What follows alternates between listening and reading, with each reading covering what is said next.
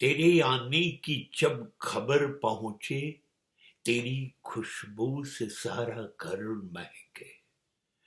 તો ઘરમાં આવવાનો થાય ત્યારે તારા માતા પિતાની આંખનો પ્રકાશ વધી જાય, અજવાળું અજવાળું થઈ જાય, એમના ચહેરા ઉપર પડેલી કરચલીઓ દૂર થઈ જાય, એમને લાગે કે હૃદય હવે બરાબર ધબકે છે, મારો દીકરો આવી ગયો.